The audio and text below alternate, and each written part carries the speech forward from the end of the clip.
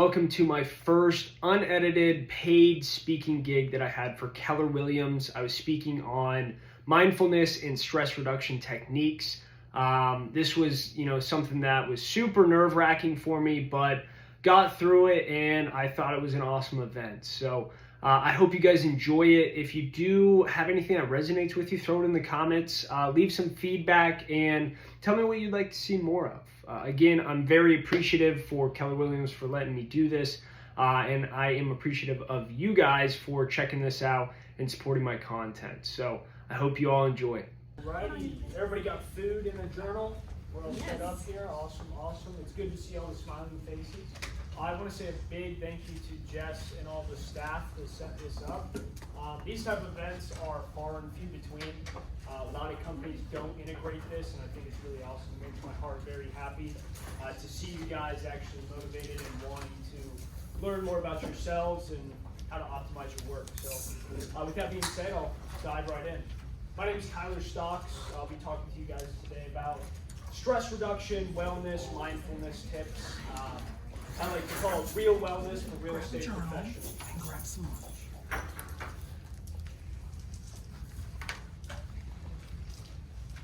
Now, to dive right in, I got a quote for you. I know everybody loves quotes. You can kind of relate to them, and I think this relates to each and every one of you.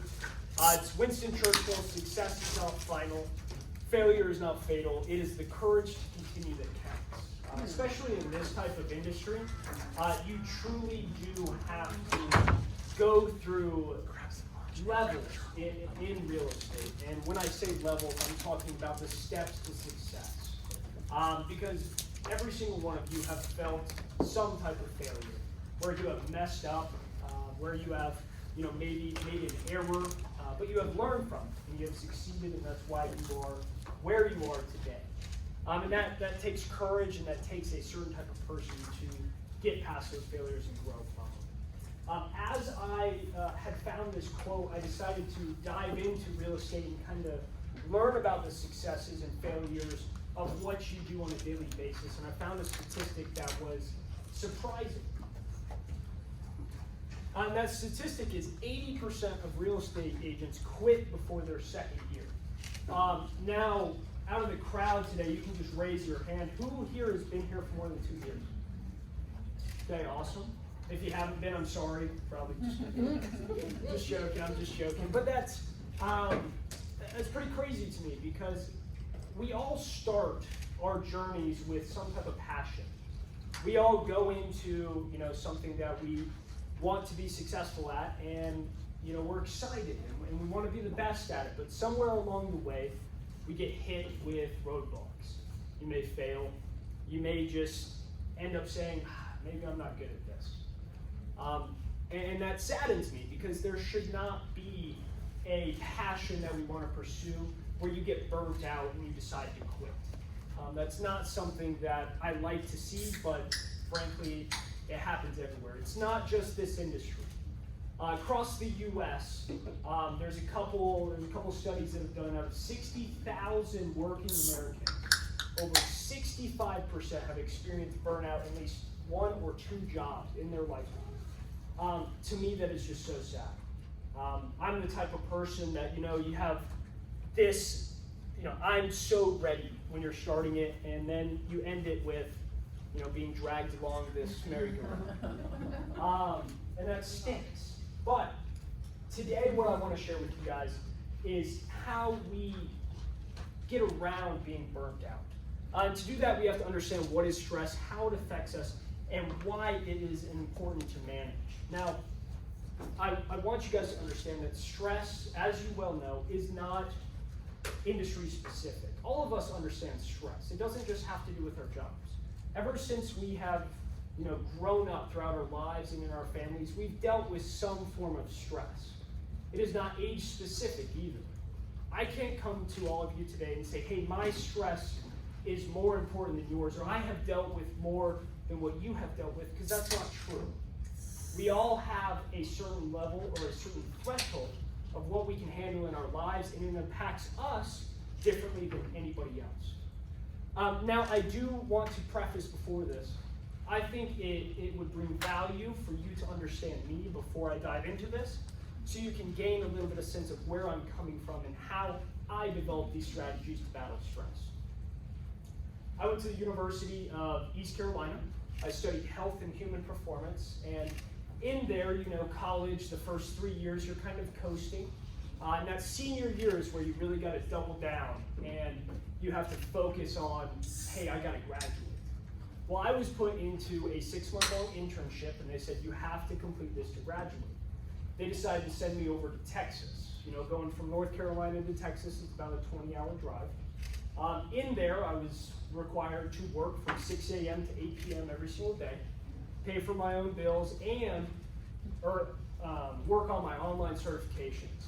Now, in doing so, I started out like the picture we had before of, I'm ready to do this, I'm going to be the most successful person here.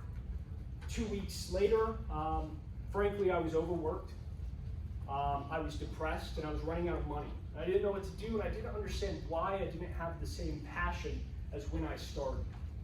And the reason was I was following extreme highs and extreme lows where I would work as hard as possible and I would burn out. And then I would gain a little bit back and I'd work as hard as possible and I'd burn out. In doing that, I felt like it was very inefficient. And I feel like all of you in this industry want to be efficient, want to optimize your workflow. So when you have these extreme highs where you're doing very well, you kind of want to ride that and keep it going. That's what I'm going to be talking about today.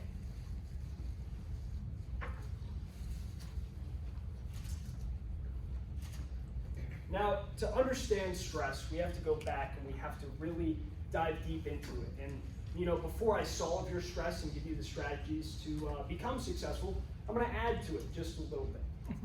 When we talk about stress, you go back to our ancestors that were running from lions and tigers.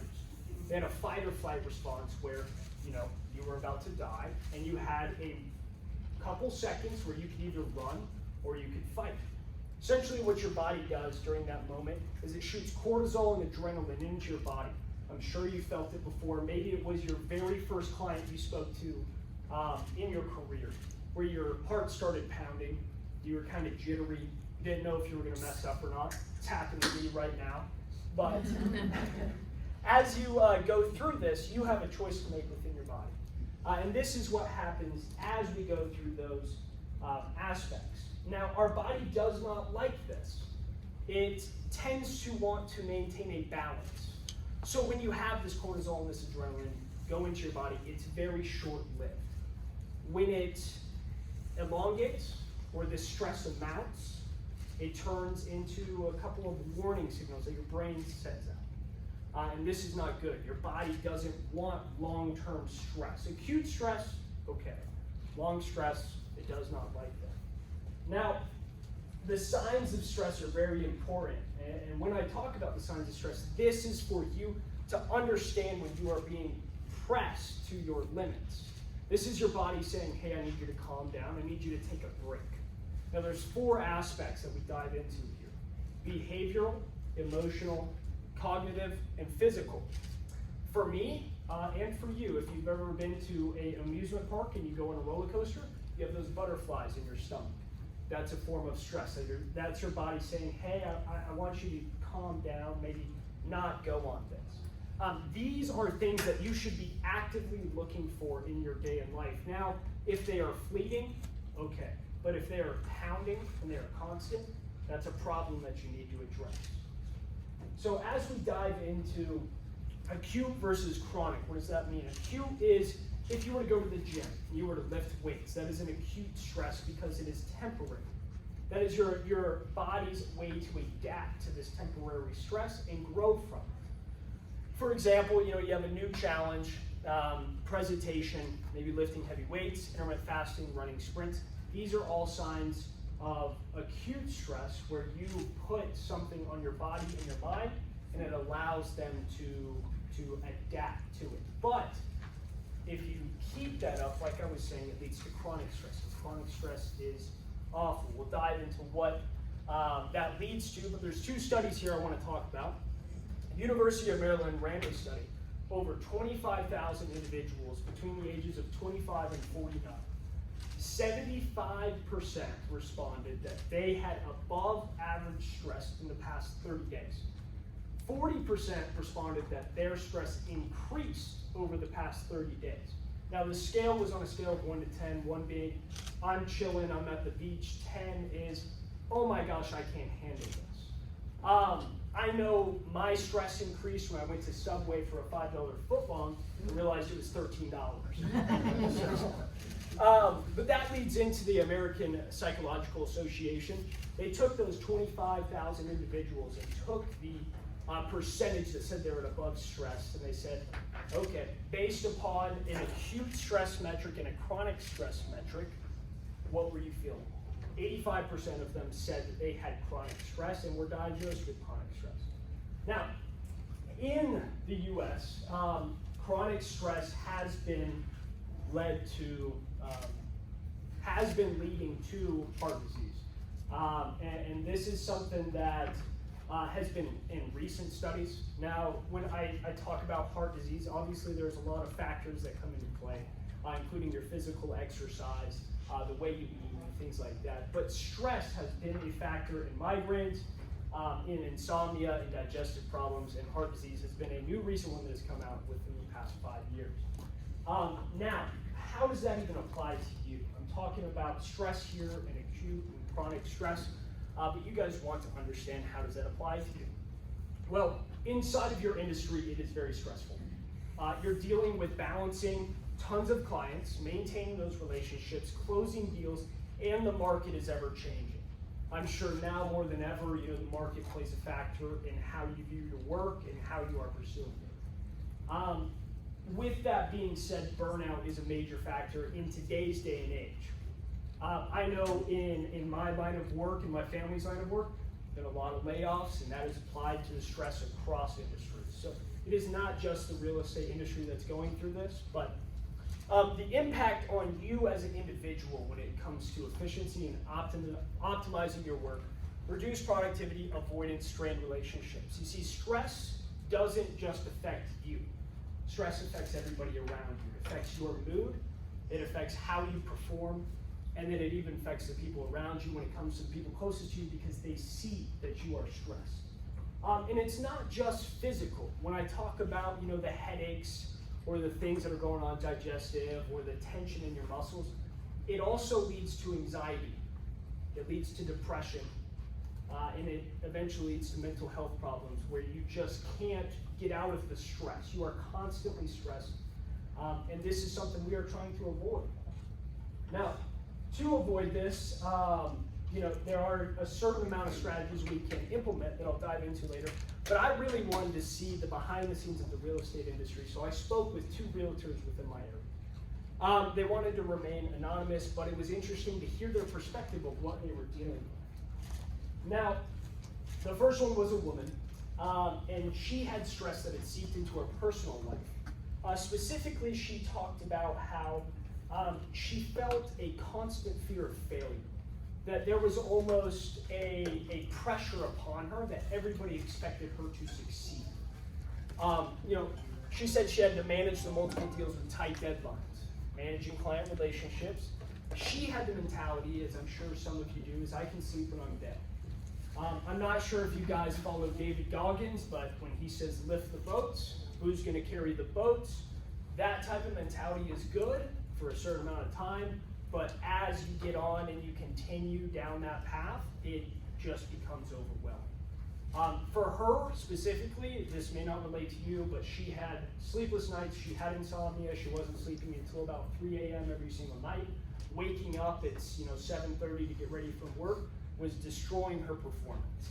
It then leaked into her relationship and affected her relationship with her husband as well. So seeing that aspect kind of brought a new light from what I was seeing, and it helped me connect with the aspects of stress with her. Now, the second realtor I talked with was a little interesting because I have the same mindset. And that is, you don't want to necessarily work as hard as possible, but when there is work to be done, you feel like you should be doing it. And for this certain person, that they would bring their work home. They could not separate work from their personal life. And what that was doing, it destroyed his relationship with his family. He talked about him and his daughter and how he said he could not actively participate in what she was doing in school and just focusing on her and giving a part of himself to her.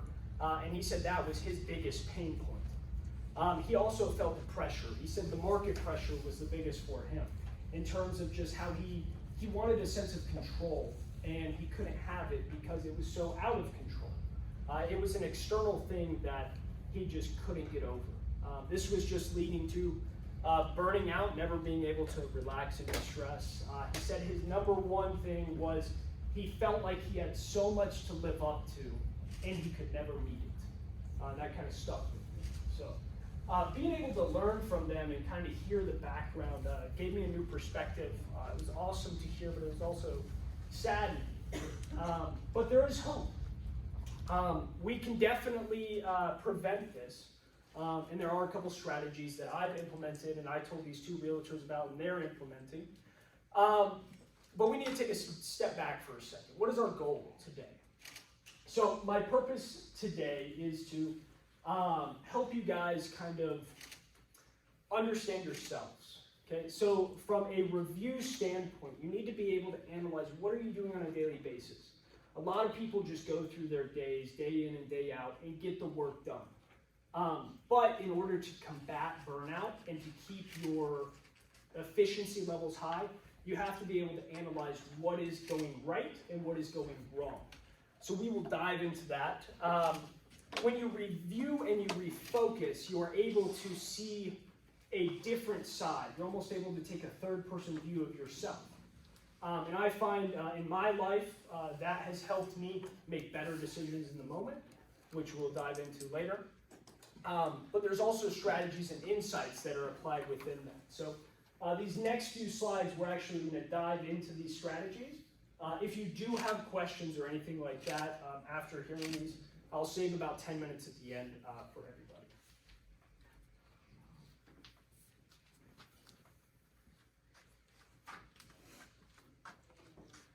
So the first thing we dive into in these strategies is actually organizing your life. Now, I know in the real estate industry, you guys live and die by your calendars. When a meeting is set or there is something that is on your calendar, that is your go-to and you have to follow it. It's something that almost dictates your life, but I've found that a calendar can be your best friend as well. When you're going into your calendar, it's that structured schedule that kind of gives you a sense of peace and says, hey, I'm following a plan today. This is something I can follow. But that calendar can also become a jail because you see it as something that you have to do, and if you don't get it done, there's repercussions to that. Now, when it comes to delegation, a lot of people I talk to say that yes, you live and die by your calendars, but a lot of people don't know how to say no. They don't know how to look at a meeting and say, hey, for my mental health, I can't do this right now. Now, obviously, when it comes to your clients and you're reconnecting and things like that, understand you have to get that done. But when it comes to making time for yourself, it has to be a priority. Now, how do we organize this calendar to optimize your days? Well, when you organize, you are able to set yourself up in a way that focuses on not only your events during the day, but also your mental load, as I like to call it. I utilize time boxing personally. Has anybody heard of time boxing in here? Awesome. Okay. So time boxing, for those of you who don't know, is applying your attention to one thing. It has been misleading in our culture for a while now that you can multitask. Your brain cannot multitask. No matter how many people tell you that you can listen to music and you can type emails and you can have a conversation at the same time, you cannot. To truly optimize your time and what you're doing in the moment, you need to focus on one thing. So I utilize time boxing. In the next slide, I'll actually show you what time boxing looks like, but just so you can kind of get a picture of it now, you would take an aspect of your day where you are solely focused on one thing.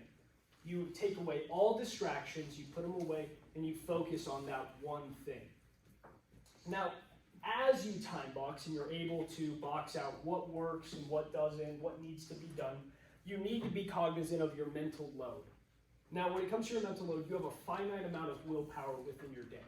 Now, this willpower is different for everybody. Some people have stressed themselves out to the max and are able to withstand a lot. For example, if you do cold showers in the morning, you're an animal. But you can handle a little bit more stress. And you have this willpower that you delegate to these things throughout your day. So when you look at your calendar, for example, let's say you have 4 or 5 client meetings that day and reconnect with your boss, or you're planning all these things. You need to elaborate on how much willpower is this going to take. Because if you waste all your willpower in the beginning of the day, towards the end of the day, you're not going to be as efficient, you're not going to be able to optimize your day, and eventually you're going to crash. If you do too many of those over a certain amount of days, you're just going to ruin your week. So, what does this look like? This is an example of a schedule that I had last Tuesday. This is the 9 to 5 work day. I had a hobby in there, relationship time. But essentially, how you would look at this is, okay, you have certain things you're doing outside of work, but that also requires your willpower. If you are focusing on your relationship, for example, and you're putting time and effort into your friends or family, that requires willpower. If you fight with them, that requires willpower and is going to affect your day. You need to be able to look at your day and say, hey, how much willpower do I have? This also expands to your week as well. If you have let's say a 9 out of 10 Monday, a 9 out of 10 Tuesday, you're going to have a terrible Wednesday. You're going to be chugging your second Red Bull, and you're going to be going, man, I don't know why I'm so tired. And the reason is you have not optimized your days. Now, when it comes to optimizing your days, let's say we have this 7 out of 10 here. You have to be able to de-stress during the day. Now, what does de-stressing look like? De-stressing for some could be, watching TV, scrolling through TikTok or Instagram on your phone, or simply taking a break. I caution against that. And the reason being is when you are doing work, you grab your phone, you start scrolling, all you're doing is you're starting a dopamine cycle in your brain that's constantly just pushing out dopamine. And it doesn't allow your brain to relax. If you truly want to relax and regain some of that energy, there are 3 things you can do. Number 1 is you can get up, stop your work, and take a quick 5-10 minute walk. A little bit of exercise releases endorphins into your brain, allows you to de-stress. Your brain kind of just lets go of what's going on and allows you to come back refreshed and refocused. The second thing, which I implement every single day, is a midday reset. Now, a midday reset for me looks like breath work. Now, breath work comes in different forms in different ways. Some people call it meditation. Some consider it yoga. For me, it is simply just moving back from my desk, taking 5 minutes, and breathing following an app I use called Balance. They have different plans and things like that. I'll go over it later. It's one of the tools that I recommend for each and every single one of you. The third one you can do is actually engaging in conversation. When you are able to focus your attention on somebody else and listen to their thoughts and dive into that, your brain, it's almost like you have taken your work and you have completely pushed it off and you are now focusing on somebody else entirely. And it allows your brain to kind of sink into, this is a personal connection, this is something that I enjoy. And that gives you back that energy for the day. I highly recommend taking breaks. If you want to be, like a A+ student, your brain can only handle about 90 minutes of deep work, an hour and a half. Every hour and a half, you need 5 to 10 minutes of a brain reset. If you implement those, I promise you, you'll see results. I actually challenge you, and we can dive into this a little bit later, but I do challenge each and every one of you. Take a week and don't take any breaks. Go through your normal day, try to work as hard as possible, and see when you crash. Take your next week and actually implement breaks. Maybe do hour and a half, 5 to 10 minutes. You will be surprised at how efficient and how hard you can actually work. Now, diving into this next aspect is reflection. So you've organized, you've time boxed, you've set up your day, you've got all of your breaks in tune, and you're ready to go. But how do you apply what you are learning? You have to reflect on how your days are going. So when I challenged you and I said go about your week and go until you crash, that would be an amazing time to take a note and say, I crashed on Wednesday at 2:30.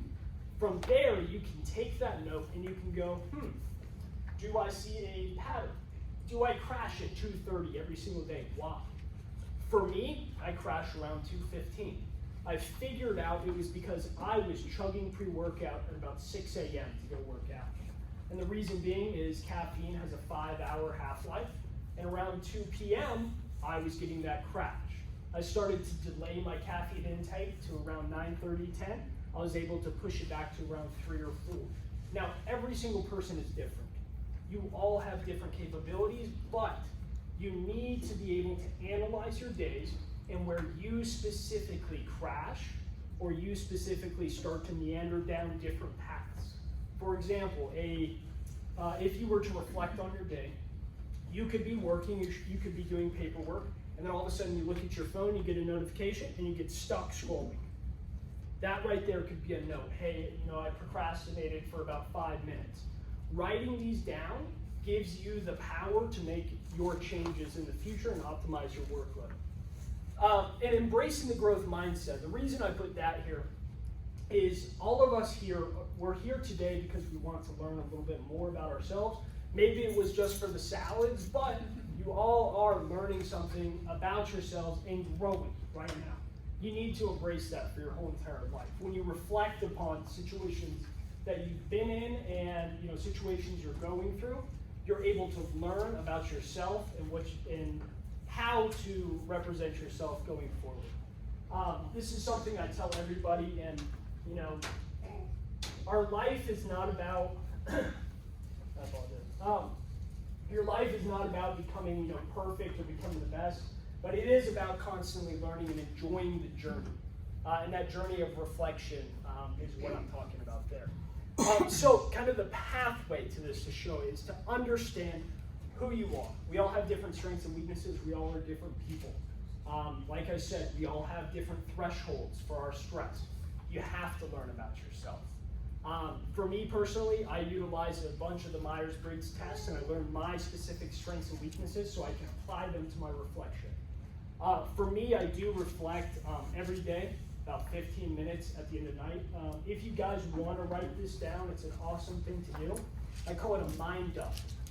At the end of the night, if you are stressed out and you have a lot of things going on that are just running through your mind, if you go to bed without getting it down on paper or just getting it out of your mind completely, you're going to dwell on it.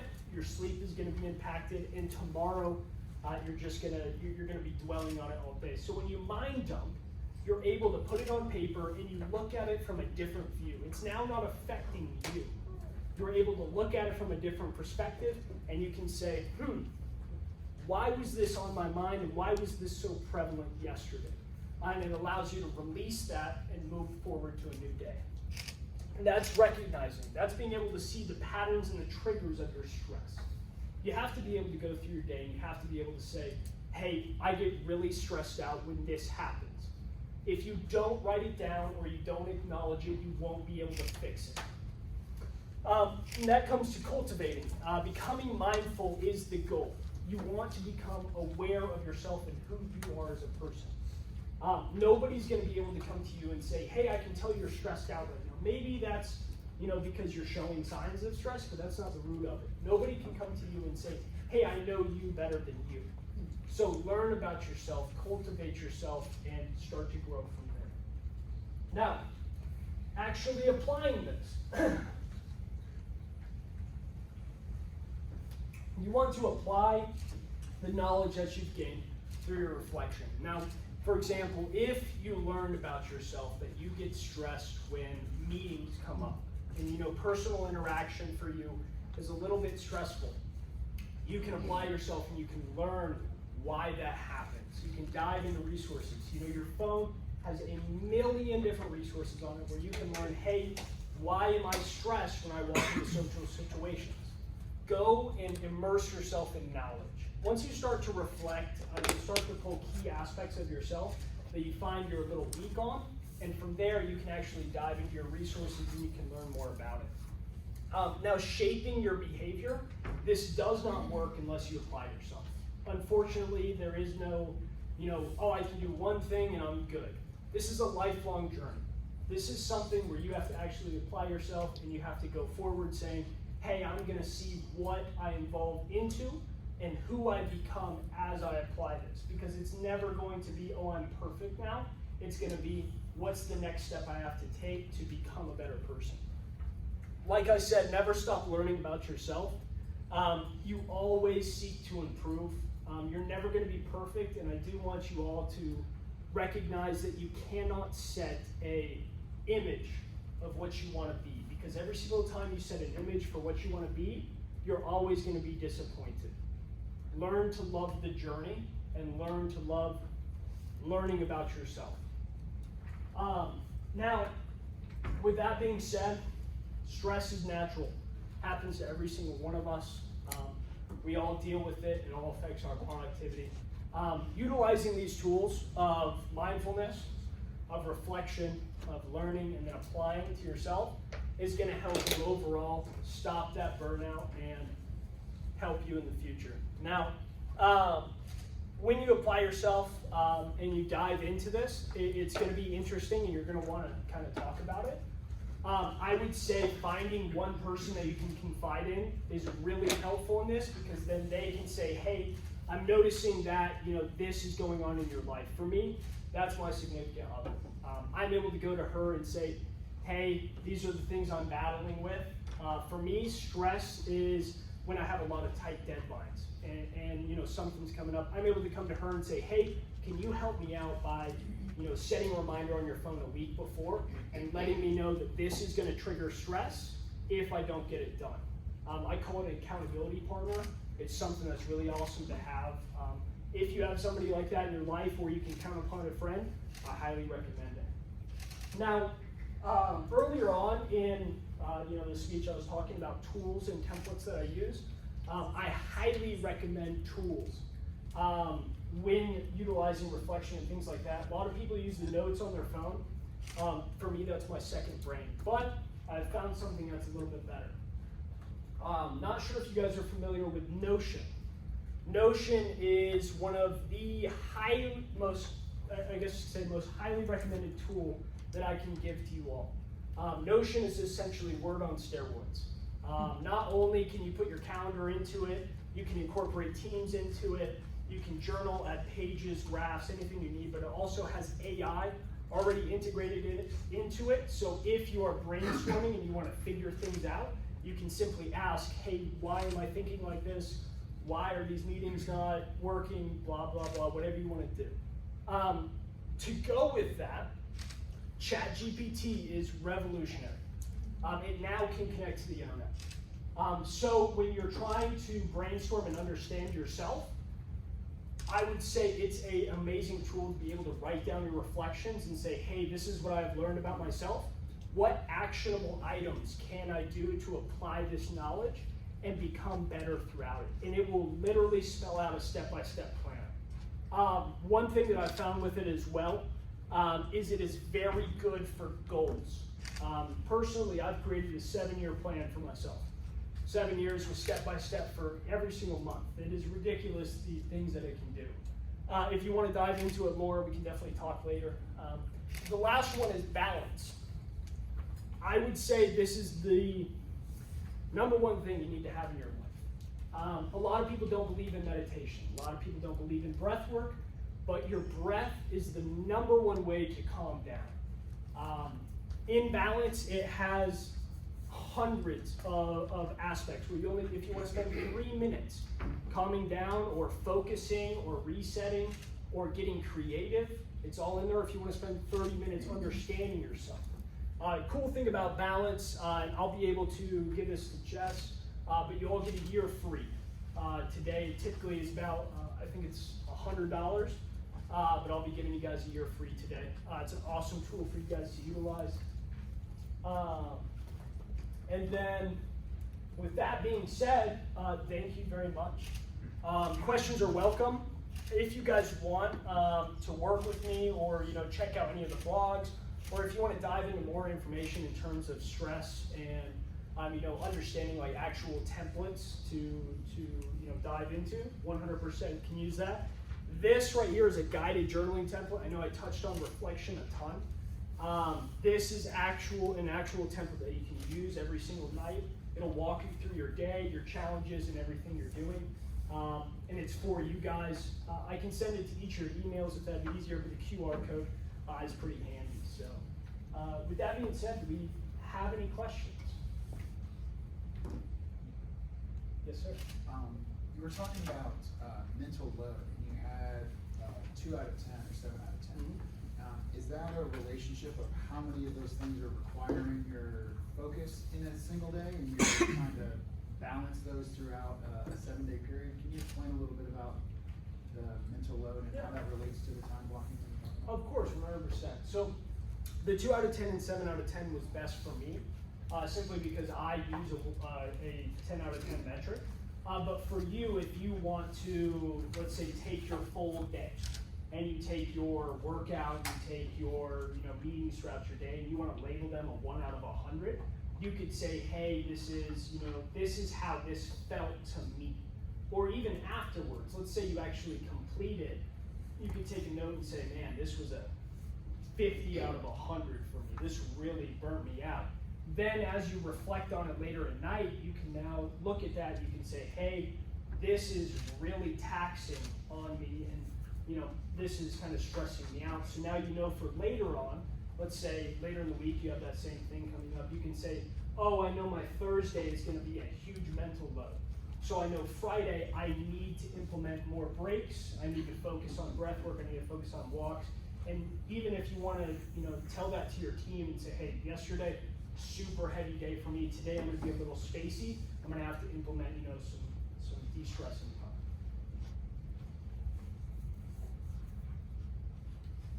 Yes? You mentioned you use Myers-Briggs tests in your self-reflection. Are there any other personality tests that you would recommend that we use to kind of try and know ourselves better? 100%. I would say the number one I'd recommend, it's called 16personalities.com. It's an amazing one. It dives in not only to just your strengths and weaknesses, but it also dives into romantic relationships. It dives into your workplace, and it even breaks it down in what you could evolve into over a period. It tells you to take it every 6 months, because typically as you go into new workplaces or you go through new situations, you kind of change and you adapt to it. So 16 personalities is probably the number one I'd recommend. If you're looking more for a kind of workplace vibe with teams, and understanding managers, employees, and understanding the people around you, predictive index is the second one I'd recommend in terms of actual teams. Thank you. Mm-hmm. Would you do an example of your chat GPT situation? You want me to right now? Yeah, I absolutely can. Is that okay with Jeff? Yeah. Cool.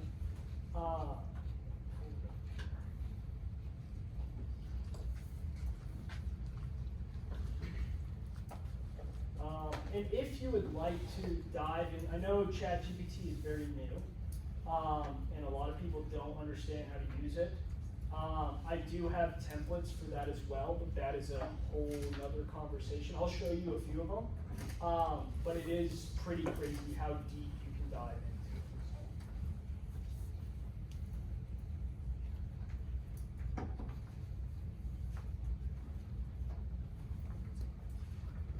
I just want to say really quick, I love the quote that you gave about learn to love the journey and learn to love yourself. Because I think a lot of times in our business, especially, we get so overwhelmed in what we're doing, and sometimes we miss the journey because we're so busy, and then we don't get to enjoy it as we're going. Yeah. And so I think that quote just really resonated with me a lot. So thank you for that. Yeah, no problem.